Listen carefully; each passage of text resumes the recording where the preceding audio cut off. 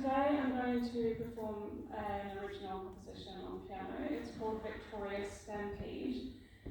This is actually its debut performance. I've never performed it before, so I'm quite excited to do so because, like many of my pieces, it's sort of sat on the shelf waiting for me to be well enough to practice it and hopefully perform it. So I am excited. This piece came to me many years ago. I was sitting outside my flatmate's house in the garden, and suddenly I heard this music in my head, and I thought, oh goodness, and I must rush to a piano and compose it straight away. So that's kind of what happened.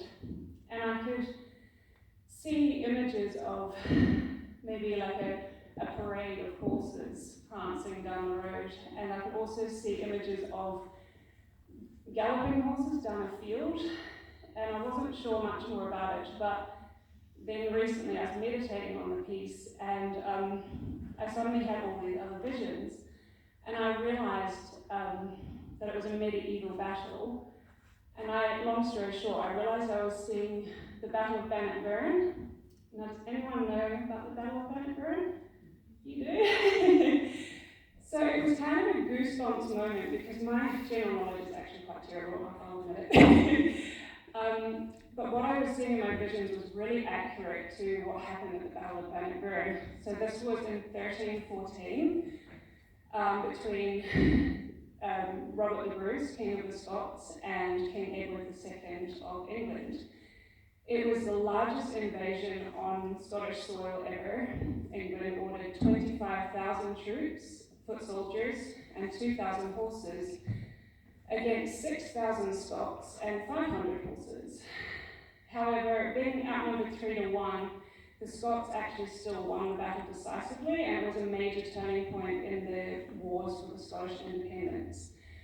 So, in my piece, the opening to me kind of sounds like a battle horn between the divisions, because the Scots were divided into 4 divisions. So it's sort of like bum bum, and then underneath you might hear the war drums, da-da-dum, da-da-dum, da-da-dum, dum-dum-dum, or the galloping horses.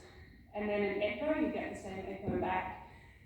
And I can imagine scores and scores of men coming across the brow of a hill, and they were holding like long wooden poles with cutting spears and axes on the top. And that I now know is a pike, which was the weapon that they did use in those in that battle. And there's lots of moments of tension where perhaps Robert the Bruce is commanding his soldiers ahead of the battle. And then in the middle of battle, there's a moment where you almost dissociate and you're looking around at the senselessness of war, but then realizing that you either have to fight or die. And the Andersons and the MacDonalds was my ancestors, and they were fighting at the Battle of Bannockburn.